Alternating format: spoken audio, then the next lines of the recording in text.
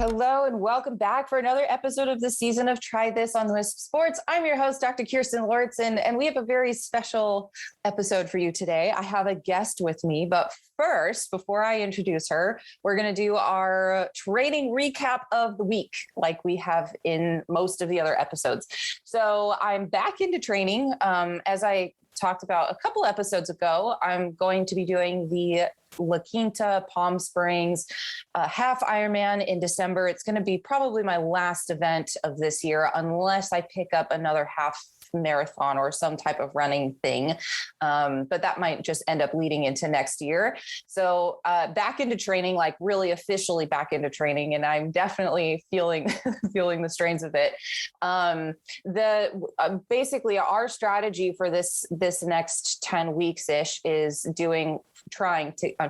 I'm not being very successful at it, but I'm attempting to get into the pool 4 times a week, which is, it's just a lot because I have to change everything about my schedule in order to make that happen. But it's good though. I'm feeling like, I'm actually making some progress in the pool, which is needed and necessary. And then, we're doing a couple runs a week, a couple of bikes a week. And then we're also trying to use mountain biking on the weekend, which has been really fun. So that's what training has looked like this past week. And we're just going to continue on, and we'll talk about next week and what all comes up out of that next week. So this week, this episode, I have Nicole Woodard with me. She is from Mobility Athletes, and I pulled her on today because she is amazing when working with mobility and she works with a lot of different types of athletes. I'm going to let her introduce herself. And she's just done such a cool job, I think, at showing how necessary mobility is, but it's very specific, because part of what we're going to talk about today is the difference between mobility versus flexibility, because oftentimes when I say mobility, everybody thinks flexibility, and we're going to talk about some of the differences between those, and then how all of that can connect in with the rest of the body, and why it's so important for athletes, no matter which sport you're in. But, triathlon is partly what we're going to focus on. So Nicole, welcome. Hello. Thank you so much for having me on. I'm so excited, as always, to talk with you and to talk with all of your athletes and audience that's listening. Yeah. So give us a little bit of an intro into who you are, your background. We'll start there. Awesome. So like she said, my name is Nicole, and I'm the owner of Mobility Athletes, which we have been a company for, hard to believe, but almost 7 years now. And, but I went completely on my own and really invested in my business, and it became what it is about 1.5 years ago is really whenever it started to grow. And I realized I wanted to go full time. Prior to that, I'm a doctor of physical therapy. I've been practicing for 11 years, and I worked in a Division I university, and I was there for 5.5 years until my son was born. I was commuting a little over 2 hours. And so I decided to get a job closer to home and ran a sports performance department, which was strength coaches, athletic trainers, physicians, surgeons, and physical therapy, all contained within our high school and middle school environments in our local towns. And so it was really a fun transition. But when I left the Division I university, I worked with a triathlon team there. I was actually president of the triathlon team, and I wanted to still treat all of those clients. So that's why I started my business. And it's some of my just fondest memories. We would go once a month down, and we would do potluck style dinners. We would do a training session, and then I would literally pop up in someone's living room and do manual treatments, injury screening and assessments. And then it just became this amazing creation where I realized how many athletes actually didn't understand. They didn't feel good while they were training, and they thought that was normal. And their coaches also found that that was normal, or they didn't really know what to do for them in order to get them back, stopping that pain, tightness, and those training plateaus. And they didn't realize that mobility was the key for that. And so Mobility Athletes was born and kind of grew into what it is today. Oh my gosh, that's awesome. I have a similar story with my practice as well. I started pretty much just like that, with just a tent really. And I would travel around to different CrossFit gyms and do chiropractic until I brought on my nutrition and functional medicine side of things. But that's really cool that's how that was born. I didn't actually know that. That's awesome. So, okay, so we're going to get into mobility versus flexibility, but I wanted to talk briefly about your recent. I mean, it was this summer, right? It was 29029. It's this really cool event. I don't know if some of our listeners have heard of it. I hadn't heard of it until Nicole was telling me about it. But she's similar to me. We each were training for something in 2020, but that ended up getting canceled. So we're training for over a couple of years for events that ended up finally going on in 2021.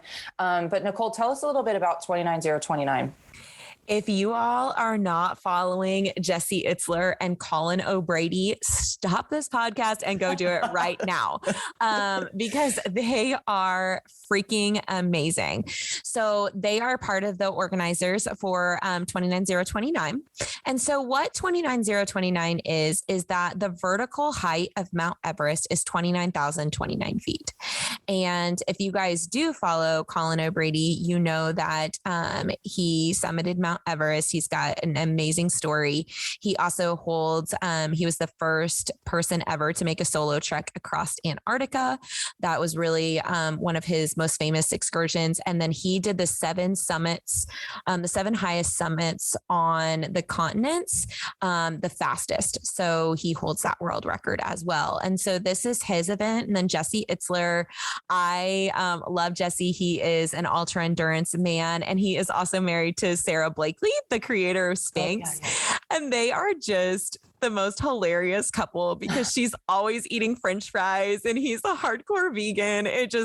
They crack me up, and I just really believe in what they stand for. So we heard Jesse Itzler do a talk at Lewis Howe's Summer of Greatness in 2018. And my friend was there with me, and she looked at me and she said, I think we should do this. I'm like, okay, yeah, let's look at it. Let's see what we want to do. And we ended up registering as soon as it went live, because it sells out really quickly. And they only take 200 people, and you summit a mountain. For us, it was 15 times, depends on the location where you go, how long it is. So we summited a mountain 15 times in order to get 29,029 feet, and you have to complete it in under 36 hours. Oh, I was just going to ask, how many days did you have? Yeah, that's a lot. Yeah, it was intense. So it really is. They really talk about this is not a race. So this is all about you giving your best effort. So there were people that ran summits. There were people who their entire goal was to get one summit. There was a guy who had a significant weight loss, and he just wanted to get one summit in the 36 hours. And there were people like us that wanted to complete it, but we knew it would be close on the time frame if we were going to be able to get it done or not. And essentially the whole gamut, lots of entrepreneurs, lots of endurance athletes there looking for something that really pushes them outside of themselves and is only competitive within themselves, and then meeting other like-minded individuals. And like I said, it just was bought by iFit this past year after the one that I did in Idaho, actually. And so you guys can also, if you get the treadmills now, iFit actually has a program where you can actually do the exact course that we did as well. Oh, that's funny. Well, that's really cool. I mean, it's such a neat event. I had never heard of it before. Okay. Before we branch to our main part of this though, was there anything in particular that you learned, from that event that you didn't really know before about yourself? I have been working a lot on my own personal development. So okay. I think that that's really what the event was about for me. Jesse Itzler, I think it was hike number 3, was with us, and he said, are you guys going to get all 15 summits? And I said, 100%. He said, not a doubt in your mind. I said, not a doubt in my mind. It's just how bad will it hurt? And it's really accepting that, number one, it's going to hurt. During one of the speeches, they said when pain shows up that, and you're in an event, that they talk to themselves and they say, gosh, what took you so long? I've been waiting for you. And then it's just about becoming in partnership with that and with your body and pushing your will as hard as you can. So that was a big part of it for me. And then the other big part was just, I've been working on my own worthiness. It's actually a core value of mine. I believe everyone is born worthy. And then over time, we are conditioned to not feel worthy in spaces, to not feel that we can take up space in rooms and that our ideas or our talents are good enough. And so I had been working on that myself. And man, it came out strong on the mountain. As I started climbing, I really noticed as I struggled, people telling me good job, went right through me. But I get a lot of energy from telling other people good job on races. Like that's my favorite thing in Ironman events is like seeing everyone, telling them all good job, encouraging them. It takes such a load off of me energy wise. I feel so great doing that. And this came up and I was floored. Like, why is someone telling me good job, keep going, making me so mad? And what I realized was that I loved and got a lot of worthiness from being an authority. So being a person that felt good and saying, good job, come on, let's go.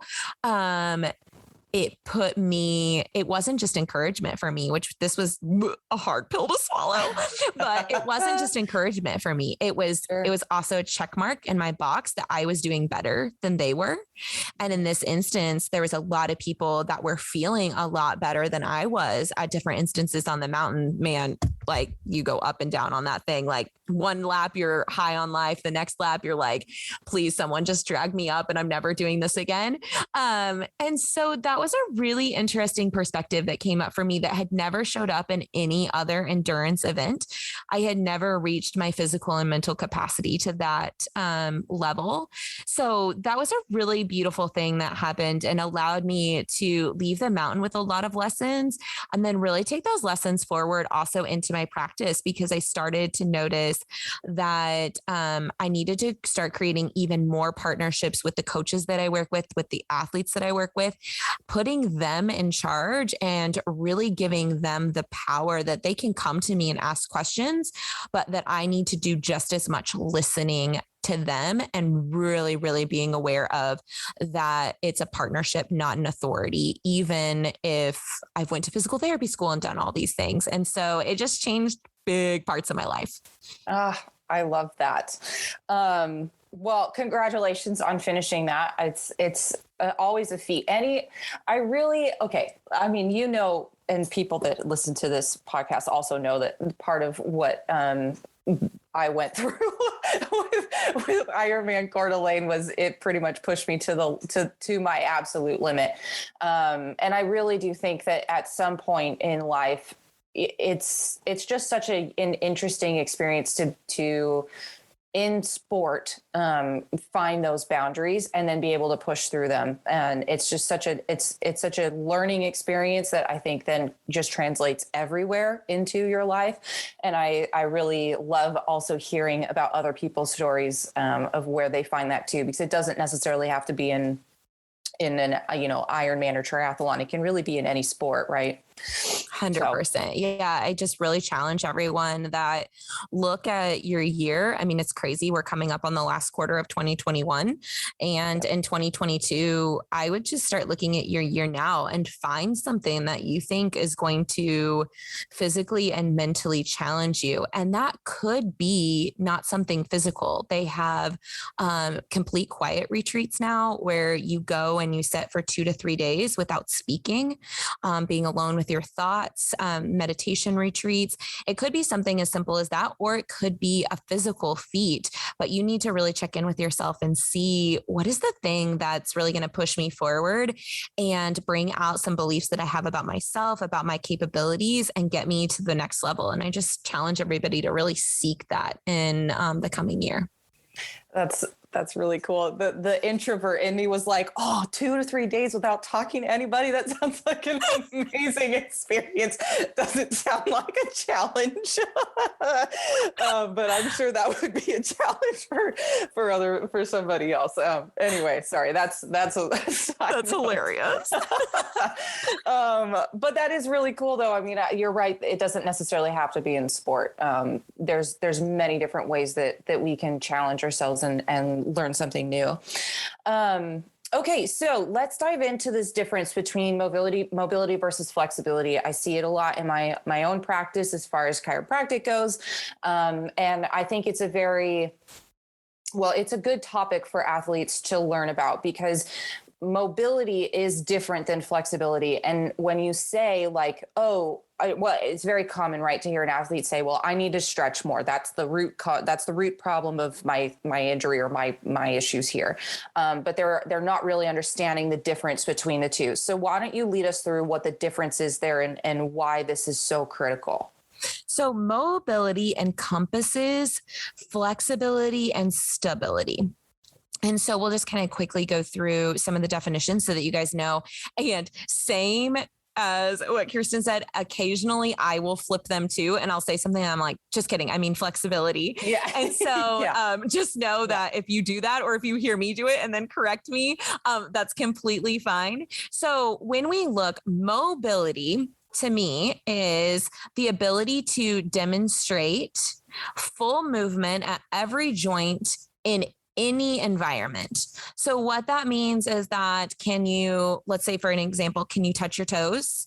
If the answer to that is yes, can you also sit up? So like sit with your legs out straight and sit and touch your toes. Are you able to do that as well? Are you also able to lay on your back and lift your leg up to 90 degrees? And then are you also able to, let's say, like jump and do a pike jump? So all of those pieces are a demonstration of mobility to me. So they're all kind of set in these different parts. And then if you're missing one of them, you're actually lacking mobility.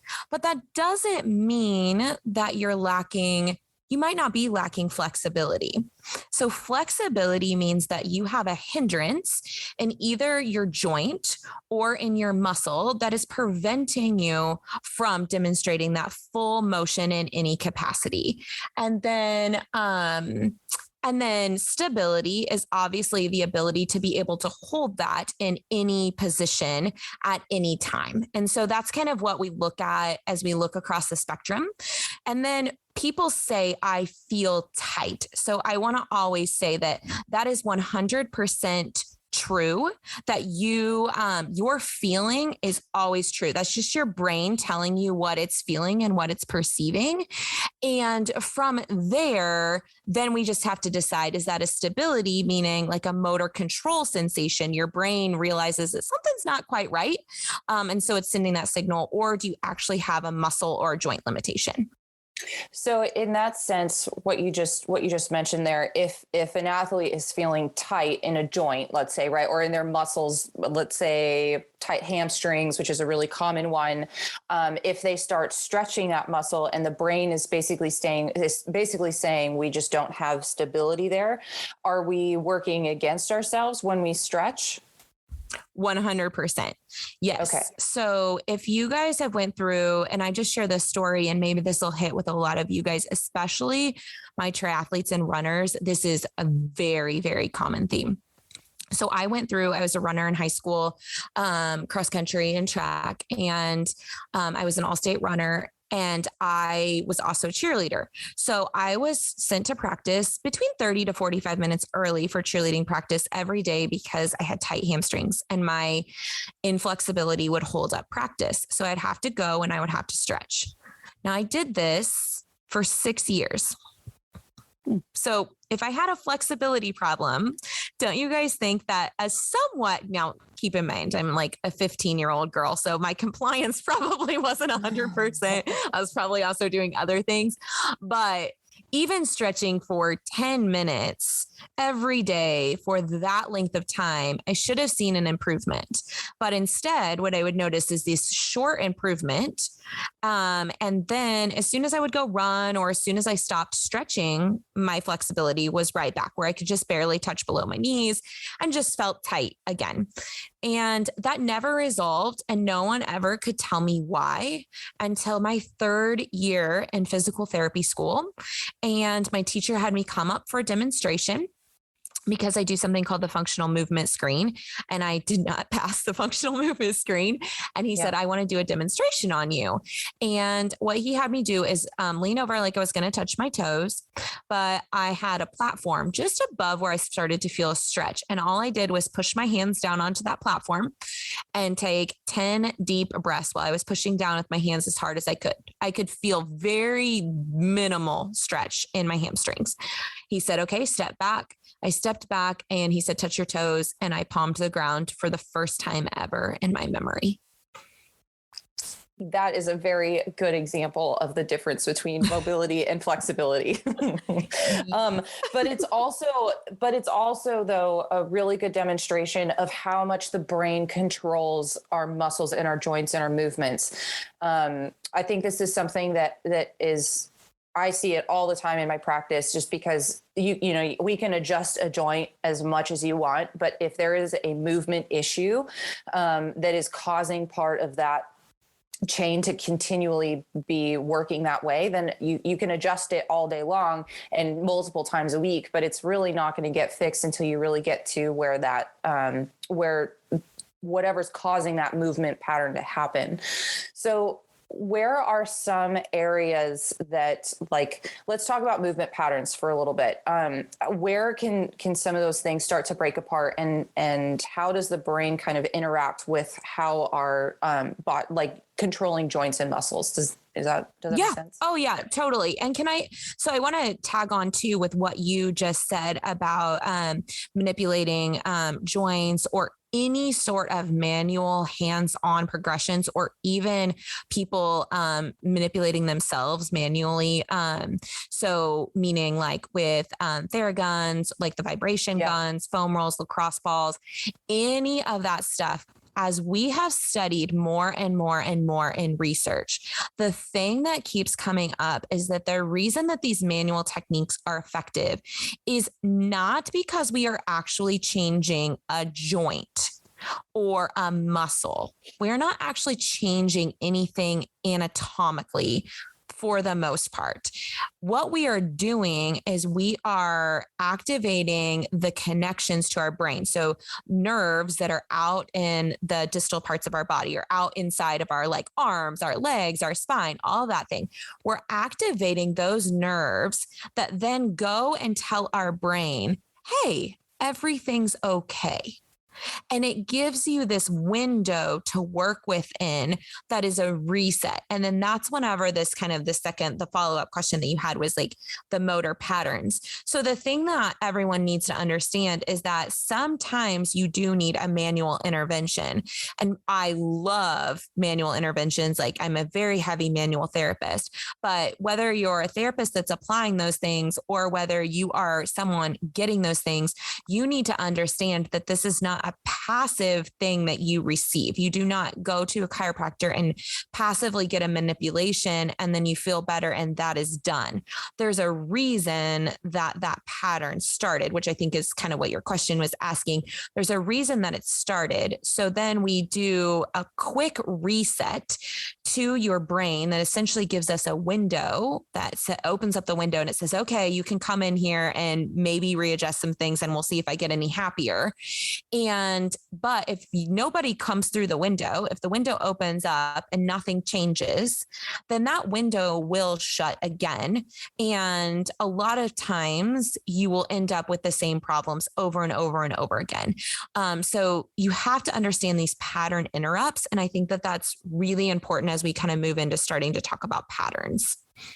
Yeah, absolutely. So when it comes to patterns, then what are some of the things that we should be looking for? Like, what are some key, like maybe warning signs that maybe we don't have, there's maybe a pattern that's working against us in a way? So the things that I would look at first and foremost is, number one, like, get with a coach or get with a clinician that is going to do movement testing on you. I'm a fan of the functional movement systems. There's also Active Life RX. They do their own movement system. The reason I like the functional movement system is because in the functional movement screen specifically is because it's the most researched one. And so I personally would like to see that one continue to develop and get better and better rather than piece and part other ones. So that's the first thing is testing. If you do not test, then you do not know if one, you're getting better, or two, if what you're doing is actually like what needs to be done. And what I mean by that is like, let's go back to the example of me with my toe touch. Cause I think that this, I mean, I don't know about anyone else that's listening, but tight hamstrings kind of run rampant. So lean over and touch your toes. And just take a look at, okay, where do you end at? How's it feeling? How are those parts going? Now, what I want you to do is just balance on your toes on one side. The other side's going to stay straight. Make sure that you do not bend your knee during this. So you're just like, have one foot completely flat. The other one's up on your toes. Go down and touch your toes again. So down and touch, let's say your left leg, the leg that's flat and straight. Okay. And then go ahead and switch sides. See if there's a difference side to side. If you all of a sudden have one side that's very restricted and the other side that's not, all we know now is, hey, yep, you have a restriction somewhere. We have no idea if this is going to be stability or flexibility. And then lay down on your back and lift your leg up as high as you can without your other leg moving and your knee staying completely straight. If that's not at 90 degrees and you were able to touch your toes, let's say, then we've got something kind of going on. That doesn't make a lot of sense. Or let's say that you could not touch your toes. You lay down on the ground and now your leg is at 90. That tells me that you don't really have a hamstring restriction. It feels tight because there's something else going on. So checking in different positions. So think about how a baby develops. These are the types of positions that you want to check everything in. It's going to give you the most information. And then from there, also, if you just want to take a guess, like it's completely fine. Let's say you can't touch your toes. All you're going to do is go down like you're doing a pike stretch. And I just want you to do like 10 deep breaths in through your nose, really feel your belly, your ribs expand, hard breath out where you feel your abs really contract as you breathe out. So you're going to, and check again. If your pattern got better, even a little bit, you probably have something going on stability wise, because all we did was change your breathing, which just changes your brain signal. That's it. We did nothing else for you. And for some people, that's going to be enough. So those are really the patterns that we're looking at. And for runners, like if you're going and you're looking, I look at single leg patterns a lot. So can you stand on one leg, for example? If not, then think about running. Squatting is completely normal. Can you squat to a deep squat, meaning below parallel, knees staying out over your second toe? Can your chest stay upright? For the most part, that's normal. Again, this is why it helps to have a clinician on board that's going to take a look at those, or a coach. It doesn't even have to be a clinician. You can do virtual telehealth screenings as well, and really start looking at those. But the functional movement screen is probably my favorite to start with. Or like I said, if you guys just want to check a couple basic things like, can you stand on one leg? Can you touch your toes? And can you squat? That's going to give you a lot of information right there.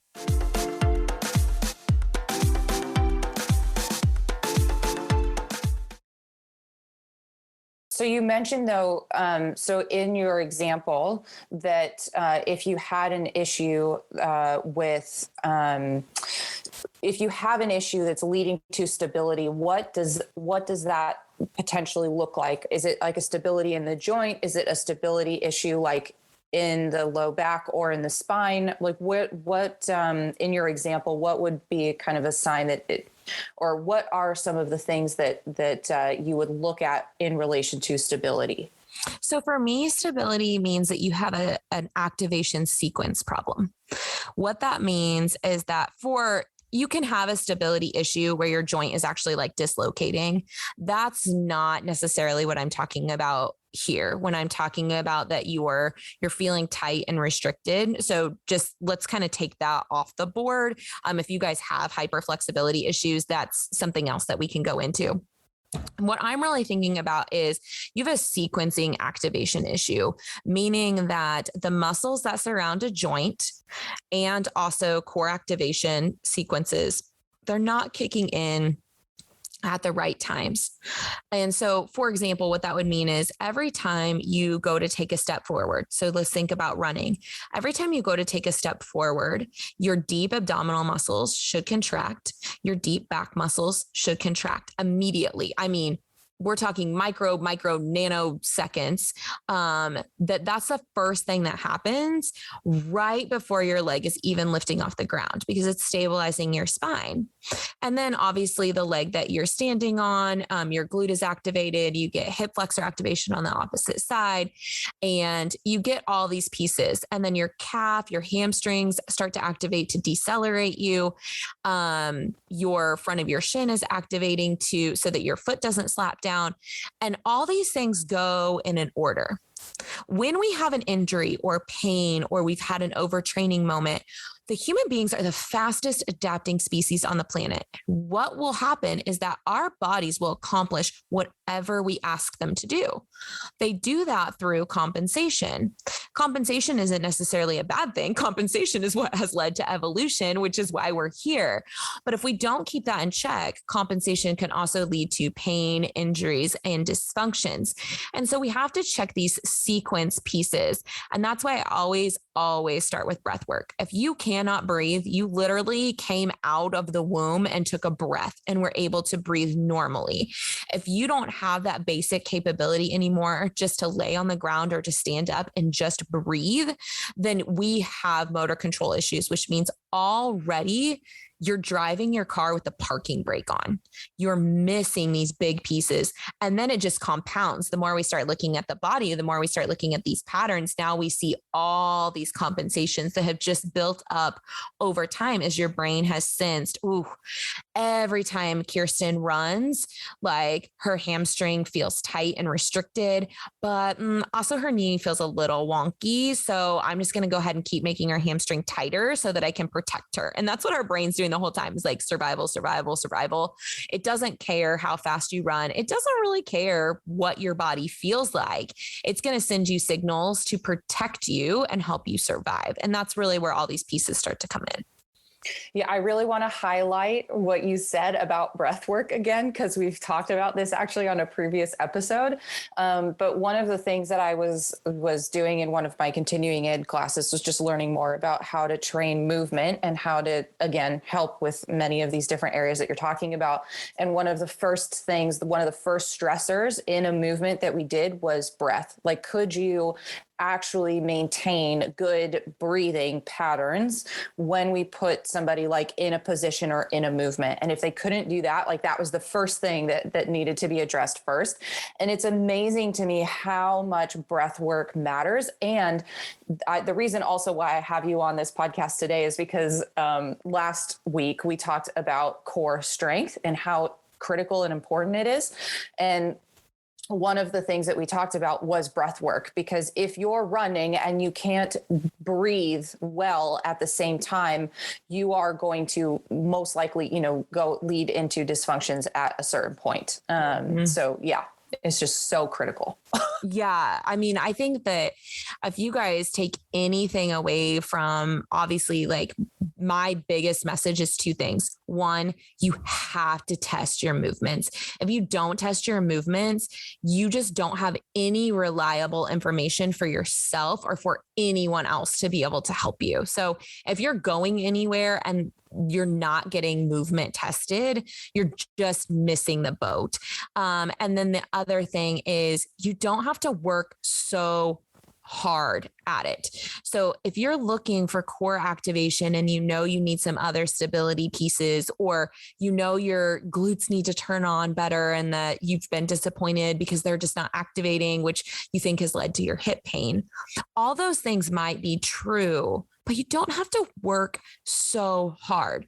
You literally could get massive benefits from standing on one foot, barefoot, and taking 15 deep breaths and doing that 5 or 6 times a day.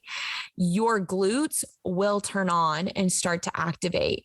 And if you miss all of those pieces, it's not going to matter how many barbell hip thrusts you do, or all these other pieces, side planks, all those things, they're really great.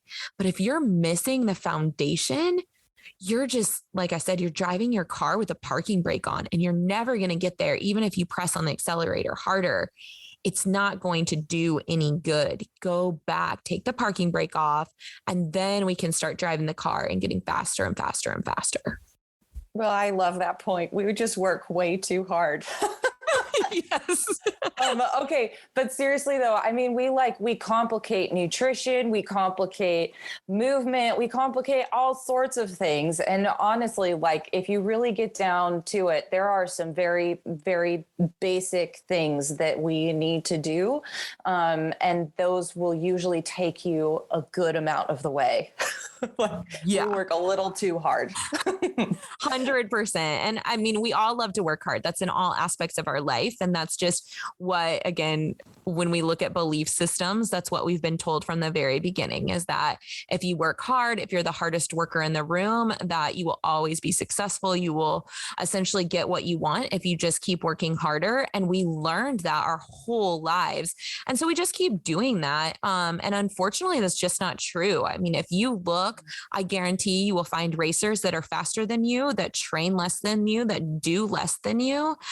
And the question isn't to berate them. The question then is to ask yourself, does my body, does my training actually need all of that in order to respond? Right. And for some of you, the answer might be yes. For a lot of you, I'm going to guess the answer is no. It's just our ego telling us like, gotta grind, gotta work harder, gotta do all the things.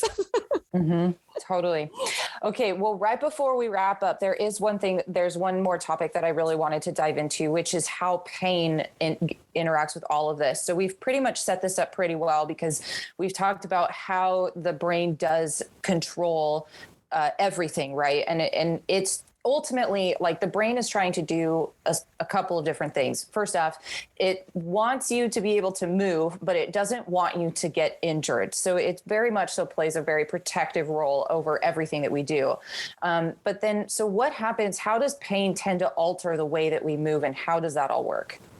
So just kind of wrapping back through, humans, fastest adapting species.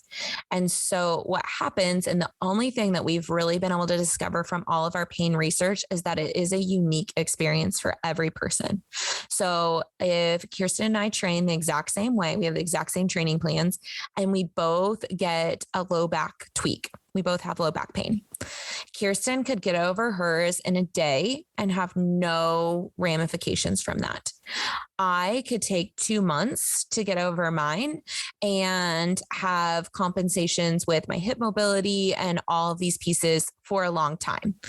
And we don't know what causes one or the other. All we know is that, number one, we need to always believe people's pain responses.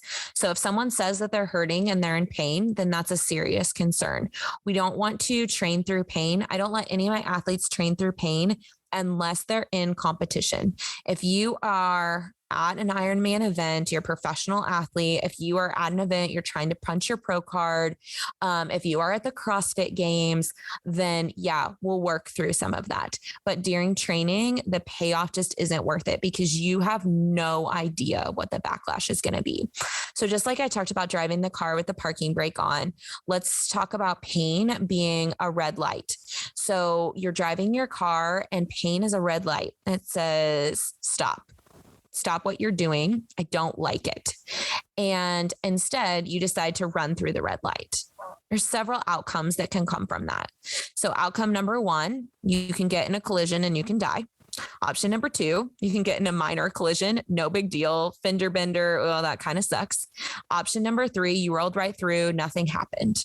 And so then you keep doing that over and over and over again. And you might run through that stoplight 200 times before anything happens, or it might be once. You're just playing the game.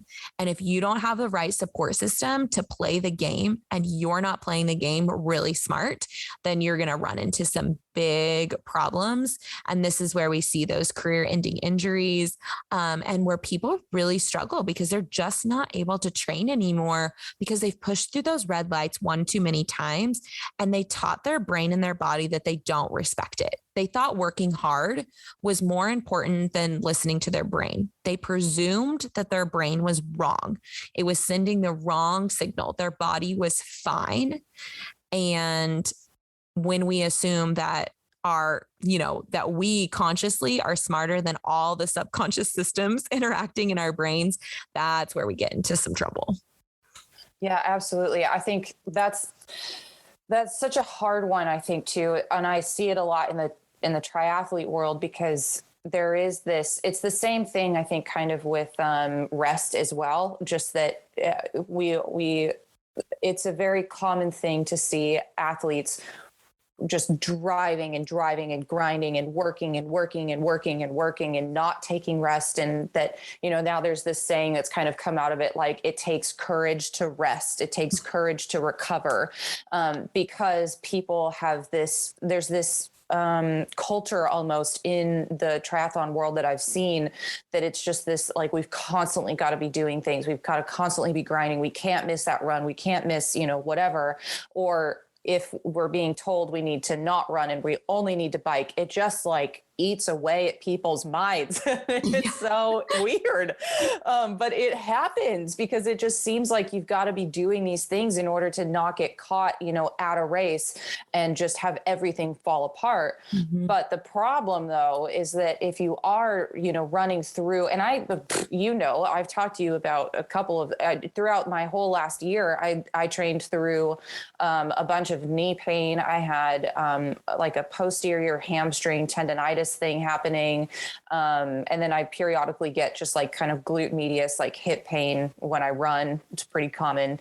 And I think the hard part is always knowing, like, you really should stop. but like, where is that line that, you can just kind of push through? Cause it's just going to be a weird, like, niggle for the day. Which my coach would also say, like, you might be under eating. There is definitely a pain that I've noticed that is like, I'm not eating enough. So the brain is basically saying to me, this is what I get. The signals that I get all the time is like, okay, either the brain is telling me I need to stop because I don't have enough energy. I haven't fueled enough in order to continue this movement. So if we continue on in the way that we're running that line of potentially getting injured. And that's why I'm getting that signal of pain.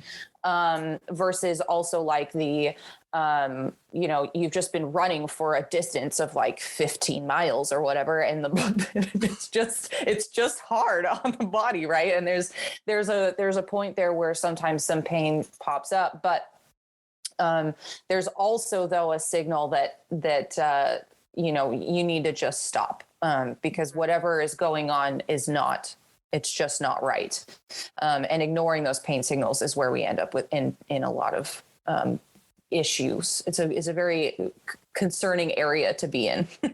We are very lucky because I don't know if you guys have started to notice this athlete shift that's happening right now. I really believe it's kind of a world shift, but it goes with everything that you were just saying. And I think it just simply comes down to, I don't know if you guys heard it or even thought like, well, how does Kirstin know that? And how does her coach know that? It's because Kirstin works really hard and trusts her body. That's a big part of functional medicine and her training, is understanding that she can listen to the signals that she has going on safely. She doesn't need to deny them, and she'll get the information that she needs from them. And so we really are seeing this shift of understanding that we need coaches, we need clinicians, we need people to guide us in our life. But honestly, they're guiding us. We are the leader. We're the driving force when it comes to our bodies. And so I think if you guys just take a step back, let's say you're running and you feel something in your back or something in your hamstring or wherever it might be. If you just take a second, you stop and you literally take 5-10 breaths and you ask yourself, okay, have I felt this before? What could possibly be going on? I think you would be surprised how often you will get the answer and you already know what's going on before. You already know if you should stop or if it's like, okay, yeah, it's safe. I can continue, but I need to be careful. I might need a rest day tomorrow. And you already know those answers. And so I think we're coming into a really enlightened period of time. And I'm just very grateful to be a part of that, where we do have this ability, and you are seeing a lot of coaches out there that are listening more to what their athletes are saying. They're not just pushing through, and athletes are accepting that responsibility that they are the leaders of their body, of their minds. And they are just using coaches as guides. And so I'm super pumped to see how that continues to move forward and really helps with the chronic pain, injury epidemics that we have going on. Yeah, absolutely. Well, Nicole, I could probably talk to you for hours, but for the sake of time, is there anything that we didn't talk about that you wanted to cover today that you wanted to our listeners to know? I don't think so. If anybody is interested, we are getting ready to launch. We're doing a complete beta launch with a group of people. So one of the top 20 breathwork coaches in the United States, his name is Jesse Coomer, and we are launching a thing called BAM, which is breath applied mobility. It's on-demand workouts, 15 minutes every day. It's a 2-month program, and then it'll be a month-to-month membership after that, really covering different topics. But all of the mobility workouts are paired with CO2 tolerance breath work. So you really can get the benefits of doing both at the same time. If anyone is interested in that, just send me a DM at Mobility Athletes on Instagram, or you guys can email me at Mobility Physical Therapy LLC.